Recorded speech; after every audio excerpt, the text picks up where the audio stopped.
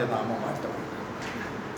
കർത്താവിന് സ്നേഹം നിറഞ്ഞ ദൈവമക്കൾക്ക് ഏവർക്കും ക്രിസ്തുവേശുവിലുള്ള സ്നേഹവും വന്ദനവും.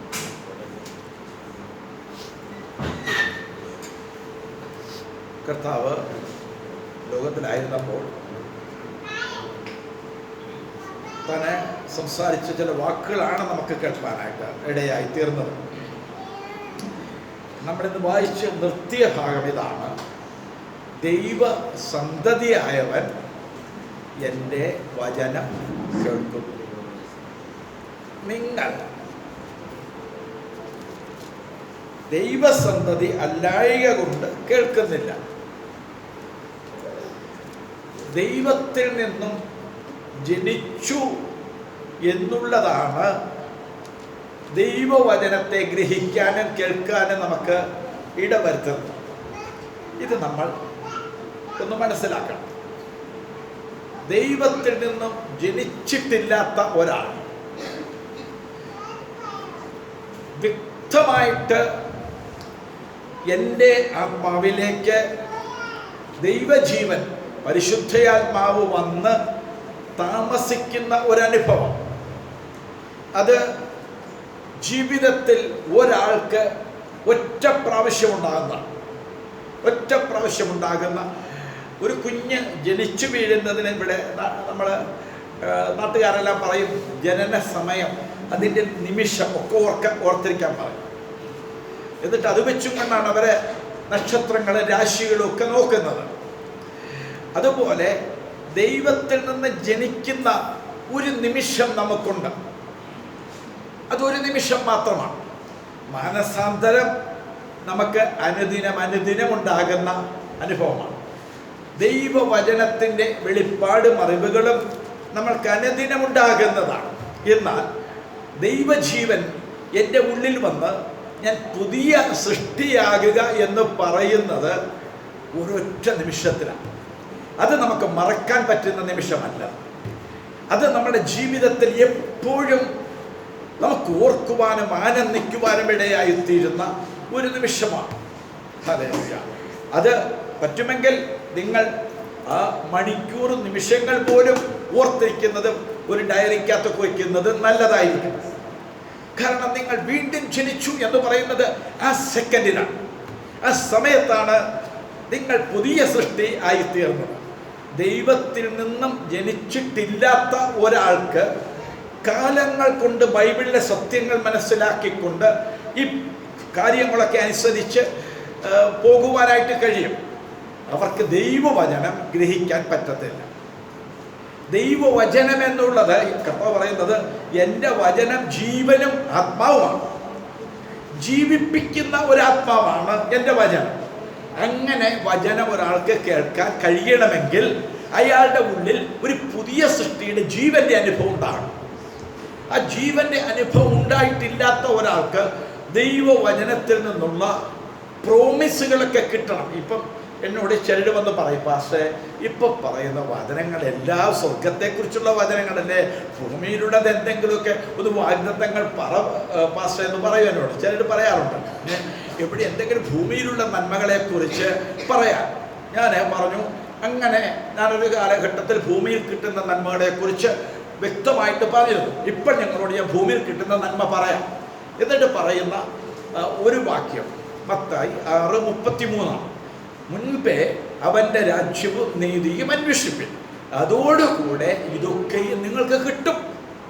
തരാമെന്നല്ല, കിട്ടും. ഇതൊക്കെ ഉണ്ണാനും ഉടുക്കാനും ഭൂമിയിൽ ജീവിക്കാൻ ആവശ്യമുള്ളത് ദൈവരാജ്യം കണ്ടുകൊണ്ട് ദൈവനീതി പ്രാപിച്ചുകൊണ്ട് ഒരാൾ യാത്ര ചെയ്താൽ അവർക്കുള്ള വാഗ്ദത്തം നിങ്ങൾ ഉത്കണ്ഠപ്പെടണ്ട.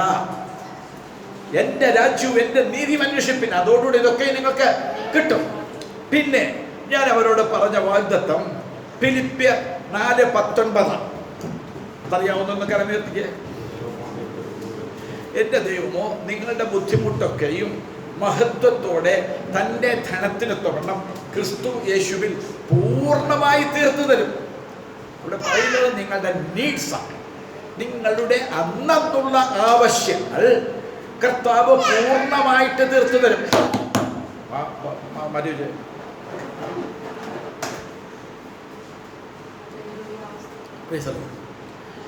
അന്നുള്ള ആവശ്യങ്ങളെ നിറവേറ്റുന്ന ദൈവം. ഇത് നമ്മൾ എപ്പോഴും ശ്രദ്ധിക്കേണ്ട കാര്യമാണ്. പുതിയ നിയമത്തിൻ്റെ വാഗ്ദത്തം ദൈവ സാന്നിധ്യമാണ്. ദൈവത്തെ കിട്ടുക എന്ന് പറയുമ്പോൾ നിങ്ങളുടെ കൂടെ കഥ പറയാ, ഞാൻ വന്ന് താമസിക്കാം. ബൈബിളിലെ ദൈവം മനുഷ്യനെ സൃഷ്ടിച്ചത് എന്തിനാ? ഏദൻ തോട്ടത്തിൽ മനുഷ്യനെ സൃഷ്ടിച്ചാക്കിയത് എന്തിനാ? ദൈവത്തിന് മനുഷ്യന്റെ കൂടെ താമസിക്കണം. അതിന് അത്രയും അവർ പ്രിപ്പയർ അല്ലായിരുന്നു. അതുകൊണ്ട് ജീവവൃക്ഷത്തിന്റെ ഫലം തിന്ന് തിന്ന് തിന്ന് ഇവർ ജീവൻ പ്രാപിച്ച് ദൈവവുമായിട്ട് ഒന്നിച്ച് നടക്കത്തക്ക പൂർണ്ണമായ ഒരു അനുഭവം വരാൻ കർത്താവ് ആഗ്രഹിച്ചു. അതിനാണ് അവരെ അവിടെ നിർത്തിയത്. പക്ഷേ അവരെന്ത് ചെയ്തു? ജീവന്റെ വൃക്ഷം ഭക്ഷിക്കാതെ അവർ ഇവിടെ വചനത്തിൽ, ഇവിടെ ആകപ്പാടെ നമ്മൾ കുറച്ച് പേരെ ഉണ്ട്, ഉറങ്ങുന്നവരെ ഞാൻ പ്രത്യേകിച്ച് എണീപ്പിച്ച് നിർത്തും. വചനം ശ്രദ്ധിക്കാത്തവരുടെ പ്രത്യേകം ഞാൻ പറഞ്ഞു. ഇല്ലെങ്കിൽ ഞാൻ പറഞ്ഞില്ല, ഈ വചനം ശ്രദ്ധിക്കുന്നില്ലെങ്കിൽ നിങ്ങൾക്ക് പോവാം. ഇവിടെ ഇരുന്ന് വചനത്തെ ശ്രദ്ധിക്കാൻ പറ്റത്തില്ലെങ്കിൽ നിങ്ങൾക്ക് പുറത്തു പോയി കുഞ്ഞിനെ കളിപ്പിക്കുകയോ മറ്റെന്തെങ്കിലുമൊക്കെ കാര്യങ്ങൾ ചെയ്യാം. ഉറങ്ങണമെങ്കിൽ ഈ അപ്പുറത്ത് താഴത്തെ സൗകര്യമുണ്ട്, കിടന്നുറങ്ങാം. ദയവായിട്ട് വചനത്തിൻ്റെ മുമ്പിൽ നിങ്ങൾ ഇരുന്ന് ദൈവത്തിൻ്റെ നാമം ദുഷിക്കരുത്. ദൈവമാണ് ഇവിടെ. വചനമെന്ന് പറയുമ്പോൾ യേശുവാണ്. ഇവിടെ പറയുന്ന വചനം നിത്യജീവന്റെ വചനമാണ്. ഇവിടെ നിങ്ങൾക്ക് മാട കിട്ടുമെന്നും കോട കിട്ടുമെന്നും നിങ്ങളുടെ കൊട്ടയും മാവ് കുഴയ്ക്കുന്ന തൊട്ടിയും അനുഗ്രഹിക്കപ്പെടുമെന്ന് പറയുന്ന വചനമല്ല ഇത്. ഇത് യേശു പറഞ്ഞ നിത്യജീവന്റെ വചനമാണ്. ഇതിന്റെ മുമ്പിൽ അശ്രദ്ധമായിട്ടിരുന്നാൽ എന്ത് സംഭവിക്കും? പറവകൾ വന്ന് കൊത്തിപ്പെറുക്കി കൊണ്ടുപോകും. അതിന് ദൈവം ഉത്തരവാദിയല്ല. അതുകൊണ്ട് ഇത് ശ്രദ്ധിച്ചേ പറ്റൂ. എനിക്ക് നിങ്ങളോട് ദൈവം തന്ന സന്ദേശം പറഞ്ഞേ പറ്റൂ. എനിക്ക് ദൈവം എല്ലാ ദിവസവും ഓരോ പുതു സന്ദേശം തന്നാണ് എന്നെ നടത്തുന്നത്. അതുകൊണ്ട് നിങ്ങൾക്കൊന്ന് മനസ്സിലാക്കി തരാൻ എനിക്ക് ആഗ്രഹമുണ്ട്. നിങ്ങൾ കർത്താവാണല്ലോ നിങ്ങളെ കുട്ടിവരുത്തിയത്. അതുകൊണ്ട് വളരെ ശ്രദ്ധിക്കുക. ഏദൻ തോട്ടം മുതൽ ദൈവം ആഗ്രഹിക്കുന്നത് മനുഷ്യന്റെ കൂടെ ദൈവത്തിന് താമസിക്കണം. മനുഷ്യന്റെ ആഗ്രഹം, ഞാൻ പറയുന്നത് ദൈവം മനുഷ്യനെ അങ്ങനെ ആഗ്രഹിച്ചെങ്കിലും മനുഷ്യൻ സത്താനുമായിട്ട് സംസാരിക്കാൻ തുടങ്ങി. അവ്വാമച്ചി സത്താൻ സംസാരിച്ചു, തുടർന്ന് പാപം ചെയ്തു, ലക്ഷ്യത്തിൽ നിന്ന് തെറ്റിപ്പോയി. അങ്ങനെ അത് കഴിഞ്ഞ് ജനിച്ച സന്തതിയാണ് ആദാം ജനിച്ചതാണ് കയീൻ. കയീൻ പാപം ചെയ്തപ്പോൾ കയീനും ദൈവമായിട്ടുള്ള ബന്ധം ആദാമുമായിട്ട് നഷ്ടപ്പെട്ടപ്പോൾ ആദാമിൽ എല്ലാവരും മരണം ആസ്വദിച്ചു, മരണത്തിൻ്റെ കീഴിലായി. ആ മരിച്ച ആദാമിൻ്റെ മക്കളായ കയീൻ പാപത്തിൻ്റെ ശാപത്തിൻ്റെ കീഴിലായിരുന്നു. ഞാൻ വായിച്ച് കേൾപ്പിക്കുന്നില്ലത്. കയീൻ ആ ദേശത്തുനിന്ന് പോയി. അവൻ പോയി ഒരു പട്ടണം പണിതു. ഞാൻ പറയുന്നത് ദൈവ സാന്നിധ്യം നഷ്ടപ്പെട്ടവർക്ക് സഭയിൽ തന്നെ ഉള്ളവരാകാം. അവർക്ക് പട്ടണങ്ങളെ വീട് വെച്ചതല്ല കേട്ടോ. കയ്യിൽ പോയി വീട് വെച്ചൊന്നൊന്നുമല്ല, ബംഗ്ലാവ് വെച്ചൊന്നൊന്നുമല്ല. ഒരു പട്ടണം പണിതിട്ട് അവൻ്റെ മകൻ്റെ പേര് പട്ടണത്തിന് കൊടുത്തു. ഹനോക്ക് എന്ന് ആ മകൻ്റെ പേര് കൊടുത്ത് പട്ടണം പണിതു. പിന്നെ അവൻ എന്ത് ചെയ്തു? അവൻ വലിയ ജാതിയായി, വലിയ രാജ്യത്തിൻ്റെ ഉടമയായി തീർന്നു. ദൈവവുമായിട്ട് പുലബന്ധമില്ലാത്തൊരു വ്യക്തിക്ക് ഈ ഭൂമിയിലെ എല്ലാ ഉയർച്ചകളും നേടാൻ പറ്റും. അതിന് ദൈവവുമായിട്ട് ഒരു ബന്ധവും വേണ്ട. അതൊന്നും ദൈവം കൊടുക്കുന്നതല്ല, ദൈവം അനുവദിക്കുന്നു എന്ന് മാത്രമേ ഉള്ളൂ. ഹല്ലേലൂയ. അതുകൊണ്ട് തെറ്റിദ്ധരിപ്പിക്കപ്പെടരുത്. എൻ്റെ മകൾ ബാങ്ക് മാനേജർ ആയതുകൊണ്ട് ദൈവമുള്ളത് കൊണ്ടല്ല. ദൈവമില്ലാത്ത എത്രയോ പേര്, എൻ്റെ മോൾ ഒരുപക്ഷെ ഇത്ര ശമ്പളം മേടിക്കുന്ന, എൻ്റെ 100 ഇരട്ടി ശമ്പളം മേടിക്കുന്ന എത്രയോ സാധുക്കളായ പാവപ്പെട്ടവരുടെ മക്കളുണ്ട്, വിജാതീയരുടെ മക്കൾ. അതുകൊണ്ട് ദൈവമുള്ളത് കൊണ്ട് ഞാൻ ദൈവത്തെ സേവിച്ചതൊന്നും കിട്ടിയതൊന്നും അല്ലത്.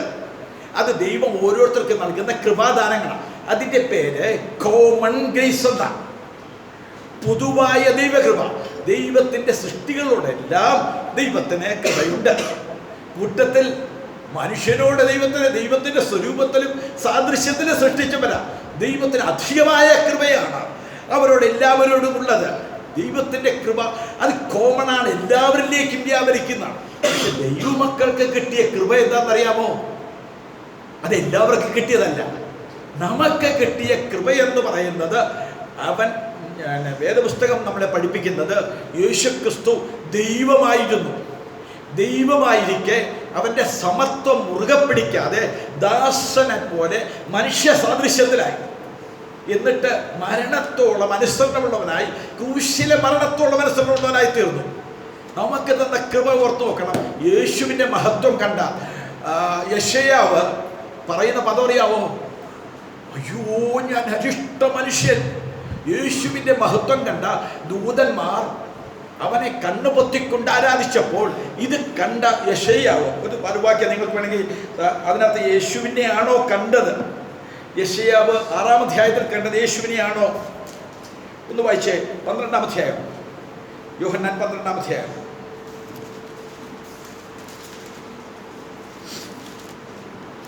അതിൻ്റെ 38 മുതൽ ഒന്ന് വായിച്ചേ.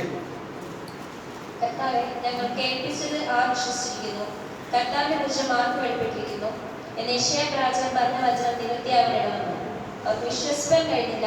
അതിന്റെ കാരണം യെശയ്യാവ് വേറെ ഒരിടത്ത് പറയുന്നത്, അവർ കണ്ണുകൊണ്ട് കാണുകയോ ഹൃദയം കൊണ്ട് ഗ്രഹിക്കുകയോ മനം തിരികയോ താൻ അവരെ സൗഖ്യമാക്കുകയോ ചെയ്യാതിരിക്കേണ്ടതിന് അവരുടെ കണ്ണ് അവൻ കുരുടാക്കി ഹൃദയം കൽപ്പിച്ചിരിക്കുന്നു. യെശയ്യാവിന്റെ തേജസ് കണ്ട് അവനെ കുറിച്ച് സംസാരിച്ചുകൊണ്ടാകുന്നു എന്ന് പറഞ്ഞത്. യെശയ്യാവ് അവന്റെ തേജസ് കണ്ടു. ഹല്ലേലൂയ. ആരെക്കുറിച്ച് യോഹന്നാൻ പറയുക? ആരെയാ കണ്ടത്? യേശുവിനെ കണ്ടത്. യെശയ്യാവ് ഹിസ്കിയാവ് മരിച്ച ആണ്ടിൽ ഉയർന്ന പൊങ്ങിയുമുള്ള സിംഹാസോത്രം, ഹല്ലേലൂയ, ഉയർന്ന പൊങ്ങിയുമുള്ള സിംഹാസനത്തിൽ യേശു കർത്താവ് ഇരിക്കുന്നതാണ് കണ്ടത്. യേശു ക്രിസ്തുവിനെ മാത്രമാണ് മനുഷ്യന്റെ കണ്ണുകൾക്ക് കാണാൻ കഴിഞ്ഞിട്ടുള്ളത്. എവിടെയെങ്കിലും ദൈവത്തെ കണ്ടെന്ന് പറയുന്നെങ്കിൽ കർത്താവായ യേശുവാണത്. അവന് മാത്രമേ മനുഷ്യനെ കാണത്തക്കവണ്ണമുള്ള പ്രദർശനം കൊടുക്കാൻ പറ്റത്തുള്ളൂ. ഹല്ലേലൂയ. അപ്പോൾ യേശുവിനെ കണ്ട യെശയ്യാവാണത് പറഞ്ഞത്. ഹല്ലേലൂയ. അത്ര മഹത്വവാനായ കർത്താവ് യേശു ഇവിടെ ഈ താണ ലോകത്തിൽ ഒരു മനുഷ്യനായി തന്നെ താഴ്ത്തിക്കൊണ്ട് വന്നു എന്നുള്ള സുവിശേഷം. എന്തിനാണ് കർത്താവായ യേശു ക്രിസ്തു മരണത്തെ ആസ്വദിച്ചത്? പാപത്തിൻ്റെ ശമ്പളം നമ്മുടെ പൂർവ്വപിതാവായ ആദാം ചെയ്ത പാപം. അത് താൻ അറിവിനെ സ്വയത്തിൽ ആശ്രയിച്ചതാണ് പാപം. സ്വയാശ്രയമാണ് പാപം. പാപത്തിൻ്റെ പ്രവൃത്തികളാണ് മദ്യപാനവും ദുർമാർഗവും കൊലപാതകവും വ്യഭിചാരവും ഒക്കെ പാപത്തിൻ്റെ പ്രവൃത്തികളാണ്. അത് ചെയ്തത് കൊണ്ട് ആരും പാപിയായതല്ല, പാപിയായതുകൊണ്ട് അവൻ കൊലപാതകം ചെയ്തു എന്നാണ്. പാപിയായ കയീൻ സഹോദരനെ കൊന്നത് കൊണ്ട് അവൻ പാപിയായതല്ല. ഹല്ലേലൂയ. പാപം സ്വയാശ്രയമാണ്. ദൈവത്തെ കൂടാതെ എനിക്ക് നന്നായി ജീവിക്കാൻ പറ്റും. ദൈവത്തെ കൂടാതെ ദൈവമൊന്നും വേണ്ട. നല്ല പെന്തക്കോസുകാരനായി ജീവിക്കാൻ ദൈവമൊന്നും വേണ്ട. ദൈവം അടുത്തു പോലും വരണ്ട. പക്ഷേ അവൻ സ്വയത്തിലായിരിക്കും അവൻ്റെ ആശ്രയം. യേശുക്രിസ്തുവിൻ്റെ ക്രൂശൊക്കെ അവൻ്റെ വാ കൊണ്ട് പറയാൻ കഴിയും, പക്ഷേ അവനത് അനുഭവിക്കാനായിട്ട് കഴിയത്തില്ല. സ്വയാശ്രയക്കാരെ കുറിച്ച് വേദപുസ്തകം അന്നത്തെ പരീക്ഷന്മാർ സ്വയത്തിൽ ആശ്രയിക്കുന്ന, ദൈവമില്ലാത്ത പ്രാർത്ഥിക്കുന്ന ഏതൊരു വ്യക്തിക്കും ഇവിടെ വൻപൻ കെട്ടിടങ്ങളും വലിയ ഉയർച്ചകളും പ്രാപിക്കാൻ കഴിയും. ഞാൻ കേട്ടത് ഇലോൺ മസ്ക് ക്രിസ്ത്യാനിയാണെന്നും ക്രിസ്തുവിശ്വാസിയാണെന്നുമാണ്. പക്ഷെ മറ്റൊരു കൂട്ടർ പറയുന്നത് അദ്ദേഹമായിരിക്കും അടുത്ത ആൻറ്റി ക്രൈസ്റ്റിനുള്ള വഴിയൊരുക്കുന്നതെന്നാണ് ഞാൻ കേട്ടത്. എങ്ങനെയായിക്കോട്ടെ, ദൈവത്തിന് നമുക്കതൊന്നും വിഷയമല്ല, എങ്ങനെയായിക്കൊള്ളട്ടെ. അപ്പം ഇവിടെ ഈ ലോകത്തിൻ്റെ ഔന്നത്യം കണ്ടിട്ട് ഒരാളുടെ കൂടെ ദൈവമുണ്ടെന്ന് പറയുന്നെങ്കിൽ, യോഹന്നാൻ സുവിശേഷം 16-ാം അധ്യായത്തിൽ നമ്മൾ രണ്ടുപേരെ കാണുന്നുണ്ട്. ലൂക്കോസ് 16-ൽ രണ്ടുപേരെ കാണുന്നുണ്ട്. അതിനകത്ത് ഒരാൾ ധനവാൻ, പട്ടും ധൂമ്ര വസ്ത്രവും ധരിച്ച് ജീവിക്കുന്നവൻ. മറ്റൊരാൾ കഴിക്കാൻ ഭക്ഷണമില്ലാതെ രോഗിയായി അവൻ്റെ എച്ചിൽ നിന്നുകൊണ്ട് ജീവിക്കുന്നവൻ. ദൈവം കണ്ടത് യോഹന്നാൻ്റെ സുവിശേഷത്തിൽ പറയുന്നത് അവൻ്റെ പേര് പോലും കർത്താവ് എഴുതിയില്ല. ധനവാന്റെ പേര് പോലും ബൈബിളിൽ എഴുതിയിട്ടില്ല. പക്ഷേ ലാസർ എന്ന് ഈ ദരിദ്രൻ്റെ പേര് എഴുതി. എന്തായിരുന്നു അവൻ്റെ പാപം? അവൻ പട്ടും ധൂമ്ര വസ്ത്രവും ധരിച്ചെങ്കിലും ദരിദ്രന്മാരോട് കരുണയുള്ളവനായിരുന്നു. തൻ്റെ സഹോദരന്മാർ നരകത്തിൽ പോകാതിരിക്കാൻ നരകത്തിൽ കിടന്നുകൊണ്ട് പ്രാർത്ഥിക്കുന്നവനാണ്. അത്ര മോശക്കാരനാണ് അവൻ. അബ്രഹാം പിതാവിനെ കണ്ട മാത്രയിൽ അബ്രഹാം പിതാവെ എന്ന് വിളിച്ചു. നമുക്കൊന്നും അബ്രഹാം പിതാവിനെ കണ്ട മനസ്സിലാവുമോ? അവനറിയാം അബ്രഹാം പിതാവിൻ്റെ മഹിമ എന്താണെന്ന് നല്ലതുപോലെ അറിയാം. അബ്രഹാം പിതാവേ എന്ന് വിളിച്ചു. എന്നിട്ട് അവിടെ കിടന്ന് പ്രാർത്ഥിക്കുന്നു, ഒരു സഹായം ചെയ്യണേ. എന്താണ് അവൻ്റെ പ്രാർത്ഥന? ലാസറിൻ്റെ വിരലൊന്ന് മുക്കി എൻ്റെ അണ്ണാക്കിനെ ഒന്ന് തണുപ്പിക്കണമേ. ഇവിടെ കുടിച്ചും കഴിച്ചുമൊക്കെ തിന്ന് കുളച്ച് ജീവിച്ച ഒരു മനുഷ്യൻ, കുടിച്ചതൊക്കെ എന്താണെന്നൊക്കെ അദ്ദേഹത്തോട് ചോദിച്ചു നോക്കണം. ചിലപ്പം നമ്മളൊന്നും കണ്ടിട്ടില്ലാത്ത കേട്ടിട്ടില്ലാത്തതായിരിക്കും അദ്ദേഹം കുടിച്ചിട്ടുള്ളതൊക്കെ. പക്ഷേ അദ്ദേഹം പറയാ, ഒരിറ്റു വെള്ളം എൻ്റെ അണ്ണാക്കിനെ തണുപ്പിക്കണം. ഞാൻ ചോദിക്കുന്നു, ഇവൻ്റെ ചിന്ത എന്താണ്? ഇവിടെ എല്ലാവരും ഒന്ന് ശ്രദ്ധിച്ചാട്ടെ, ദയവായി ശ്രദ്ധിച്ചാട്ടെ. നമ്മൾ ദൈവത്തിന് വേണ്ടി ആയിത്തീരുന്നവരാണ്.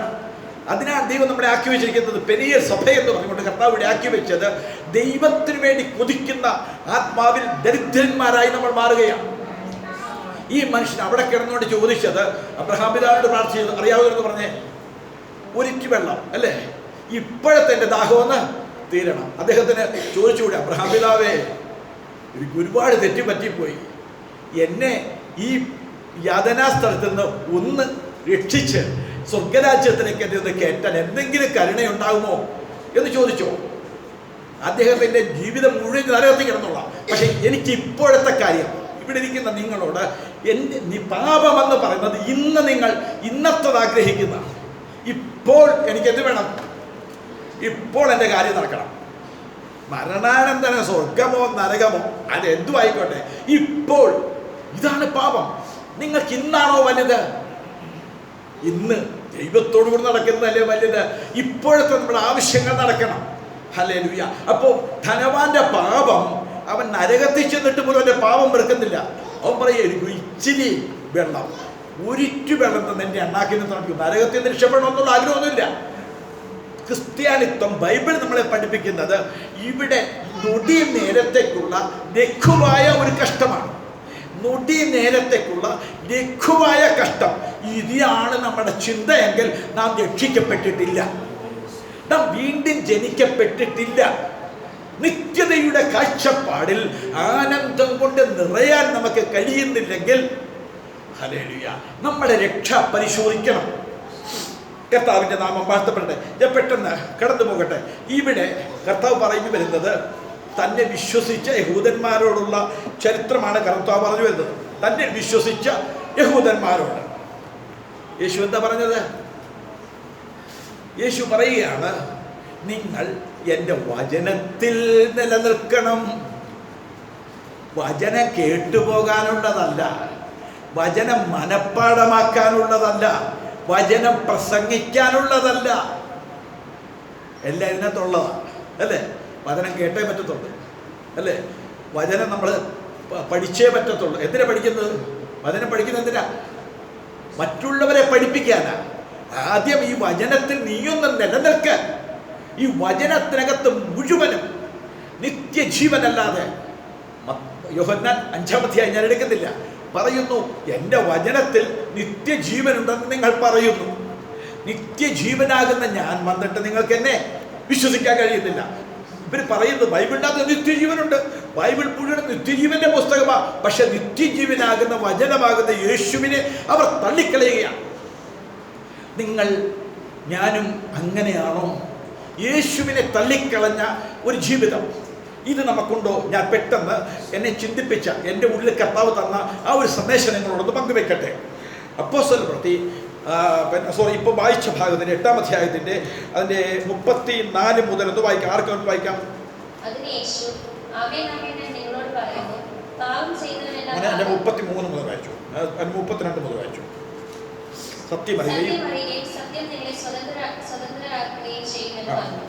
അവർ അവനോട്, ഞങ്ങൾ അബ്രഹാമിന്റെ സന്തതി, ആർക്കും ഒരു നാളും ദാസന്മാരായിരുന്നിട്ടില്ല, നിങ്ങൾ സ്വതന്ത്രരാകും എന്ന് നീ പറയുന്നത് എങ്ങനെ എന്ന് ഉത്തരം പറഞ്ഞു. അതിന് യേശു, ആമേൻ ആമേൻ ഞാൻ നിങ്ങളോട് പറയുന്നു, പാപം ചെയ്യുന്നവനെല്ലാം പാപത്തിന്റെ ദാസനാകുന്നു. ഇനി അത് ഞാൻ നിങ്ങളിത് വിശദീകരിച്ച് പറഞ്ഞ് മനസ്സിലാക്കാൻ എനിക്ക് ആഗ്രഹമുണ്ട്.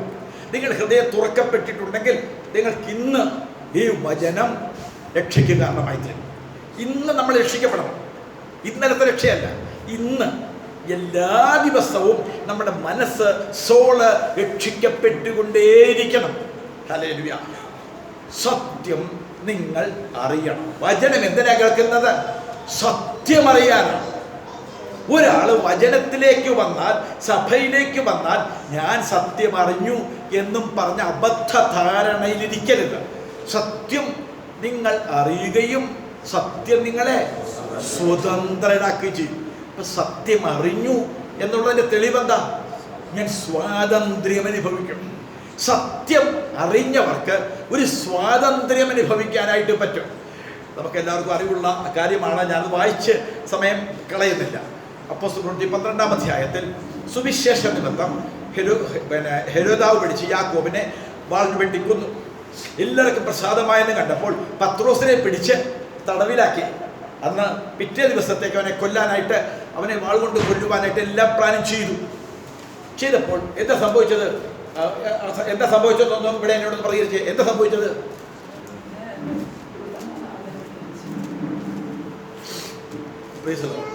പത്രോസിനെ 2 കൈമേലും ചങ്ങലയിട്ട്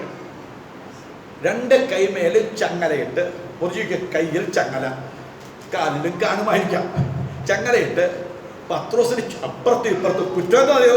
സുവിശേഷ പ്രസംഗിക്ക് നിങ്ങൾ കേട്ടോ, 3 ലക്ഷം പേര് കൂടി വരുന്ന പാസ്റ്റർ സതീഷ് കുമാറിൻ്റെ ചർച്ച് പൊളിച്ചു കളയാൻ, അവിടെ നിന്ന് പൊളിച്ചു മാറ്റാനായിട്ട് ആന്ധ്ര ഗവൺമെൻറ് ഓർഡർ കൊടുത്തു. നമ്മൾ ഉറങ്ങിക്കോ, നമ്മുടെ മക്കൾ കാശുകാരൊക്കെ വരുമ്പം നമുക്കെല്ലാം സന്തോഷിക്കാമെന്ന് ചിന്തിച്ചോ? അന്ന് പറയും ബൈബിളും കൊണ്ട് നടന്നാൽ തീർന്നു കേട്ട. ആദ്യ നൂറ്റാണ്ടിലെ ക്രിസ്ത്യാനികൾക്കുണ്ടായ അനുഭവം ഈ കാലഘട്ടത്തിൽ വന്നാൽ അതിശയിച്ചു പോകണ്ട. ഹല്ലേലൂയ! അയ്യോ, അങ്ങനെയാണോ ക്രിസ്ത്യാനിത്വം? എന്നാൽ എനിക്ക് ബൈബിൾ വേണ്ടെന്ന് പറയാൻ ഇടവരരുത്. ഇങ്ങനെ നടക്കുന്ന നിങ്ങൾക്കും എനിക്കും എങ്ങനെ? ഇപ്പം അവിടെ എന്താണ്, 3000 പേർ എല്ലാ മാസവും മാനസാന്തരപ്പെടുന്നെന്ന് പറഞ്ഞുകൊണ്ട് ആ ചർച്ച് കോവിഡ് കാലത്ത് ജനങ്ങൾക്ക് വേണ്ടി തുറന്നു കൊടുത്ത ചർച്ച. കോവിഡ് കാലത്ത് അവിടെ വന്ന രോഗികളെ മുഴുവനും ട്രീറ്റ് ചെയ്യാനായിട്ട് ആ ചർച്ച് മുഴുവൻ തുറന്നു കൊടുത്തുള്ള ബെഡ് ഉണ്ടാക്കി അദ്ദേഹം അനുഗ്രഹിക്കപ്പെട്ടൊരു ദൈവദാസൻ. ഇപ്പൊ പഞ്ചാബിൽ നടക്കുന്ന ഉറവിനെ കുറിച്ച് കേട്ടിട്ടുണ്ടോ? പഞ്ചാബിൽ ഇപ്പൊ കോടിക്കണക്കിന് ആൾക്കാർ ദൈവത്തെ അറിയുന്നത്. ഹല്ലേലൂയ! ഇത് അന്ത്യകാലമാണ്. നിങ്ങളും ഞാനിങ്ങനെ ഉറങ്ങിയിരുന്നാൽ പലതും നമുക്ക് നഷ്ടപ്പെടും. നമ്മുടെ ലക്ഷ്യം ഭൂമിയിലുള്ളതായാൽ നമ്മുടെ നിത്യത മാത്രമല്ല, നമ്മുടെ തലമുറ നഷ്ടപ്പെട്ടു പോകും, ദേശം നഷ്ടപ്പെട്ടു പോകും. അതുകൊണ്ട് വളരെ കണ്ണുനീരോട് പ്രാർത്ഥിക്കേണ്ട കാലമാണിത്. പഞ്ചാബിൽ നടക്കുന്ന ഉണർവ്, ഇപ്പൊ ഇറാനിൽ നടക്കുന്ന ഉണർവിനെ കുറിച്ച് അറിയാമോ? ഇറാനിലെ അവിടെ ഇപ്പം മതങ്ങൾക്ക് യാതൊരു വിലയുമില്ല. എല്ലാവരും ബൈബിളിന് വേണ്ടിയിട്ട് ഓടുകയാണ്. ഇത് അന്ത്യകാലമാണെന്ന് നമ്മുടെ സമൂഹത്തിന്, സഭയിലേക്ക് നോക്കിയാൽ മതി. സഭയിലുള്ളവർ ഇപ്പം എന്ത് ചെയ്യുന്നു? വചനം കേട്ട നിത്യജീവൻ എന്ന് പറഞ്ഞാൽ കേൾക്കുമ്പം ശുദ്ധമാണ്. നിത്യ സ്വർഗരാജ്യത്തെക്കുറിച്ച് പറഞ്ഞെന്നാൽ, ഇവിടെ നിന്ന് അവരെ നഷ്ടങ്ങളെക്കുറിച്ച് പറഞ്ഞെന്നാൽ അവർക്ക് അത് നോട്ടം, ഇത് നോട്ടം, അങ്ങോട്ട് നോട്ടം. വചനത്തിൽ ദേവദാസന്റെ മുഖത്തേക്ക് നോക്കാൻ പറ്റത്തില്ല. എന്താ കാരണം? അവർ ബന്ധനത്തിലാണ്. പത്രോസ് ബന്ധനത്തിലാണ്. അപ്പുറത്ത് ഇപ്പുറത്ത് 2 ചേവകർ, 2 പട്ടാളക്കാർ നിന്നുകൊണ്ട് അവനെ കാത്തുകൊണ്ട് നിൽക്കുകയാണ്. സ്വർഗത്തിലെ ദൈവത്തിൻ്റെ പദ്ധതിയിൽ അവനെ അവിടെ എന്ത് ചെയ്തു? വാതിൽ അടച്ച് പൂട്ടിയിട്ടിരിക്കുകയാണ്.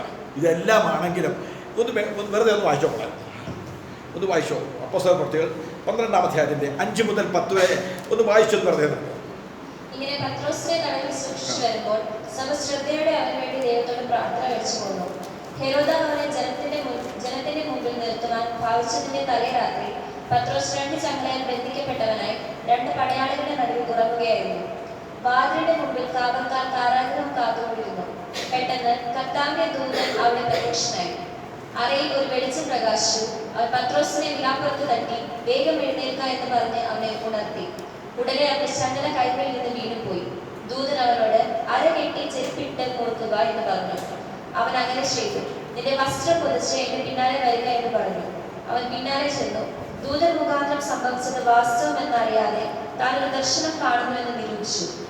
അവർ 1-ാം കാവലും രണ്ടാമത്തേത് കടന്ന് പട്ടണത്തിൽ ചെല്ലുന്ന ഇരുമ്പുവാതിൽക്കലെത്തി. അത് അവർക്ക് സ്വതവേ തുറന്നു.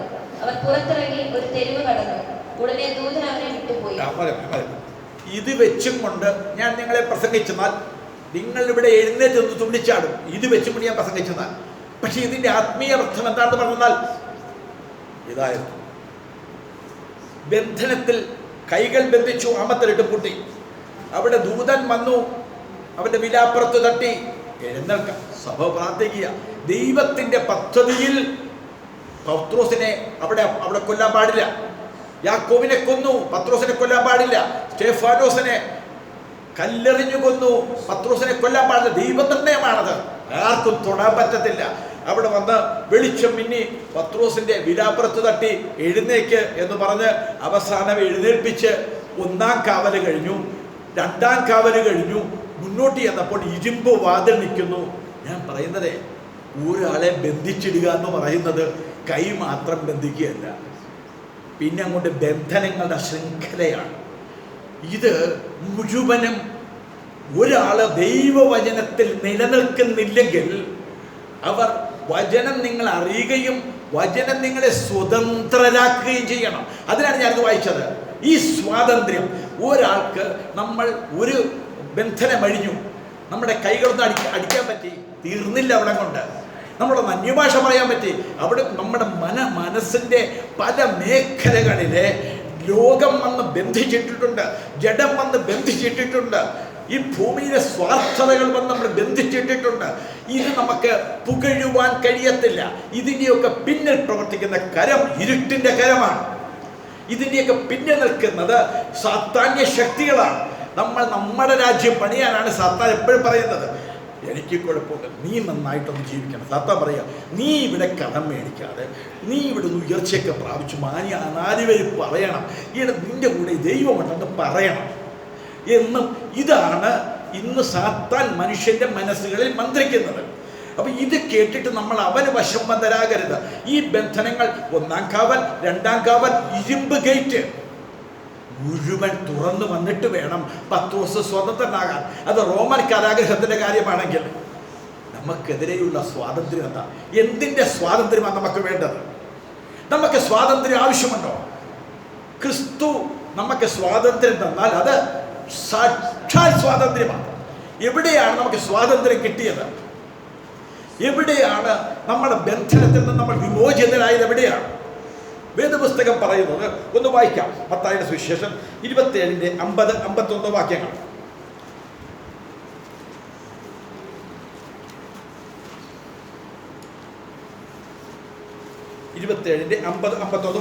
യേശു പിന്നെ ഉറക്കെ നിലവിളിച്ച് പ്രാണനെ വിട്ടു. അപ്പോൾ മന്ദിരത്തിലെ തിരശ്ശീല മേൽ തൊട്ട് അടിയോളം 2-ആയി ചീന്തിപ്പോയി. കണ്ടോ? നമുക്ക് വായിച്ചോളെ. യേശു പിന്നെയും ഉറക്കെ നിലവിളിച്ച് പ്രാണനെ വിട്ടു. അപ്പോൾ മന്ദിരത്തിന്റെ തിരശ്ശീല മേൽ തൊട്ട് അടിയോളം 2-ആയി ചീന്തിപ്പോയി. ഇവിടെ ദയവായിട്ട് ശ്രദ്ധിക്കാം. നമ്മുടെ ബന്ധനം പറയാൻ പോവുക. നമുക്ക് ദൈവ സാന്നിധ്യത്തിലേക്ക് കടക്കാൻ കഴിയാത്ത ഒരു തിരശ്ശീലയുണ്ടായിരുന്നു, ഒരു മറശ്ശീലയുണ്ട്, ഒരു തിരശ്ശീലയുണ്ട്, മറശ്ശീലയുണ്ട്, ഒരു വാതിൽ മറയുണ്ട്, അതിൻ്റെ അപ്പുറത്ത് പ്രാകാരമുണ്ട്. ഇത് മുഴുവനും അടയ്ക്കപ്പെട്ടിരിക്കുക. ഇങ്ങോട്ട് കയറിയാൽ വിവരമറിയും എന്നും പറഞ്ഞ് ലോകത്തിൻ്റെ മതങ്ങളും ലോകത്തിൻ്റെ ദൈവത്തോട് അടുക്കാൻ കഴിയാത്ത മനുഷ്യൻ തിരശ്ശീലയാൽ മൂടപ്പെട്ട ഈ സ്ഥലത്ത് കർത്താവായ യേശു ക്രിസ്തു അവൻ പ്രാണനെ വിട്ടു. യേശു പ്രാണനെ വിട്ടപ്പോൾ എന്ത് സംഭവിച്ചു? മന്ദിരത്തിന്റെ തിരശ്ശീല മുകൾ തൊട്ട് അടിയോളം കിരിപ്പിയാൽ നമുക്കെന്താ? അത് കീറുകയോ ചെയ്യട്ടെ, അത് നമുക്കെന്താ?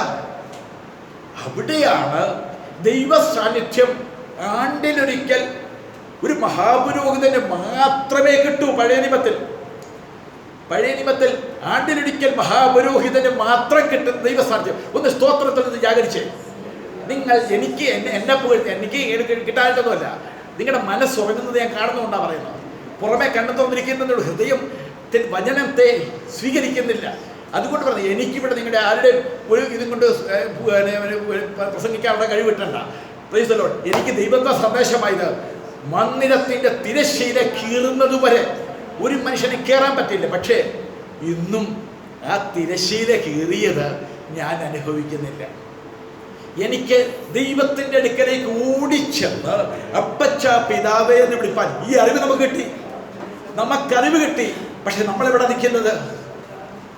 യഥാർത്ഥ സ്വാതന്ത്ര്യം ഒന്ന് സ്തുതിക്കാൻ, വചനത്തിന് മുമ്പിൽ ഉള്ളിലൊന്ന് സ്തോത്രം, ബഹളം ഉണ്ടാക്കരുത്. ദൈവമായ വചനത്തിന് ബഹളം ഉണ്ടാക്കരുത്. ഒന്ന് ഉള്ളിലൊന്ന് സ്തോത്രം ചെയ്യാൻ. എനിക്ക് പ്രവേശനം ദൈവത്തോട് അടുത്തിയെല്ലാം അഹ്റോന് കിട്ടാത്തത്, മോശയ്ക്ക് കിട്ടാത്തത്, യോഹന്നാൻ സ്നാപകന് കിട്ടാത്ത ആ ദൈവത്തിന്റെ മകൻ എന്നുള്ള ഒരു കുടുംബത്തിൽ എന്നുള്ള ദൈവവുമായിട്ട് ഒന്നിച്ച് താമസിക്കാനുള്ള ഭാഗ്യം യേശു ക്രിസ്തുവിന്റെ കുരിശുമരണത്തിൽ കിട്ടി. യേശു കുരിശിൽ മരിച്ചില്ലായിരുന്നെങ്കിൽ നമ്മളെല്ലാവരും എവിടെയാകുമായിരുന്നു? യേശു ക്രിസ്തു വന്നില്ല, കുരിശിൽ മരിച്ചില്ല, അടക്കപ്പെട്ടില്ല, ഉയർത്തെഴുന്നിട്ടില്ല. എന്തായിരിക്കും നമ്മുടെ സ്ഥിതി? നമ്മൾ ദൈവത്തെ ദൈവമെന്ന് വിളിക്കാൻ പോലും യോഗ്യതയില്ലാത്തവരായിരുന്നു. പാപത്തിന്റെ പടുകുഴി, പിശാചിന്റെ കർത്താവ് പറയുക, നിങ്ങൾ പിശാചെന്ന പിതാവിന്റെ മക്കൾ. ഇവിടെ നിൽക്കുന്ന ആരെങ്കിലും അങ്ങനെ കർത്താവ് പറയൂ? കർത്താവ് അങ്ങനെ ആരെങ്കിലും കുറിച്ച് പറയൂ? നിങ്ങൾ പിശാചെന്ന പിതാവിന്റെ മക്കൾ. ഇതാ, നിങ്ങൾ വചനം സ്വീകരിക്കുന്നില്ല. നിങ്ങൾക്ക് നിത്യജീവന്റെ വെളിപ്പാട് വേണ്ടെങ്കിൽ നിങ്ങൾ പിശാചെന്ന പിതാവിന്റെ മക്കളാണ്. നിത്യജീവന്റെ വചനം.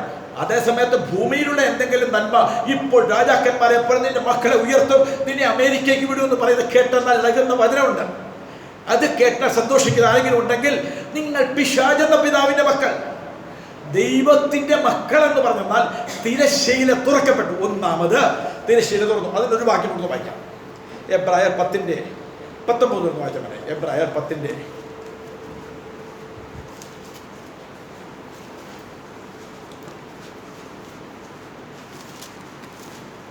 എബ്രായ ലേഖനം 10-ാം അധ്യായം. ബൈബിളുള്ളവരെന്ന് എടുക്കുക, നിങ്ങളുടെ അടുത്തത് വായിക്കുകയാണ്. 10-ാം അധ്യായത്തിന്റെ 19 മുതൽ ഒന്ന് വായിച്ചു. അതുകൊണ്ട് സഹോദരന്മാരെ, ഈശ്വരന്റെ ദേഹമുള്ള തിരശ്ശീലയിൽ കൂടി നമുക്ക് പ്രതിഷ്ഠിച്ച ജീവനുള്ള പുതുവഴിയായി തന്റെ രക്തത്താൽ വിശുദ്ധ മന്ദിരത്തിലേക്കുള്ള പ്രവേശനത്തിന് ധൈര്യവും ദൈവാലയത്തിനുള്ള ഒരു മഹാപുരോഹിതനും നമുക്കുള്ളത് കൊണ്ട് നാം ദുർമനസാക്ഷി നീങ്ങുമാറ് ഹൃദയങ്ങളിൽ തളിക്കപ്പെട്ടവരും ശുദ്ധവെള്ളത്താൽ ശരീരം കഴുകപ്പെട്ടവരുമായി വിശ്വാസത്തിന്റെ പൂർണ്ണ നിശ്ചയം കൊണ്ട് പരമാർത്ഥ ഹൃദയത്തോടെ അടുത്തു ചെല്ലുക. പ്രത്യാശയുടെ സ്വീകാരം നാം മുറുകെ പിടിച്ചുകൊള്ളുക. വാഗ്ദത്തം ചെയ്യുന്ന വിശ്വസ്തനല്ലോ. ചിലർ ചെയ്യുന്നത് പോലെ ദുർമനസാക്ഷി നീങ്ങുമാറ് ശുദ്ധവെള്ളത്താൽ കഴുകപ്പെട്ടവരായിട്ട് പരമാർത്ഥ ഹൃദയത്തോടെ അടുത്ത് ചെല്ലണം. ദൈവത്തിന്റെ നാമം വാഴ്ത്തപ്പെട്ടെ. എന്നെങ്കിലും നിങ്ങൾ ഈ വചനം നിങ്ങളുടെ ഉള്ളിൽ ജീവനായി തീരുമെന്ന് ഞാൻ ചിന്തിക്കുന്നു. എന്നെങ്കിലും ഹല്ലേലൂയ. ഇവിടെ വായിക്കുന്നത് അതുകൊണ്ട് വായിച്ചു വന്നിട്ട് പിന്നെ 1-ാം അധ്യായം മുതൽ 10-ാം അധ്യായത്തിന്റെ ഈ ഭാഗം വരെ വായിച്ചു പറയുക. അതുകൊണ്ട് സഹോദരന്മാരെ, യേശു തൻ്റെ ദേഹമെന്ന തിരശ്ശീലയിൽ കൂടെ നമുക്കൊരു പുതുവഴി സൃഷ്ടിച്ചു. ദൈവത്തോടെടുക്കാൻ നിങ്ങൾക്ക് എന്ത് ചെയ്യണം? ദൈവത്തോടെടുക്കാൻ എന്ത് ചെയ്യണം?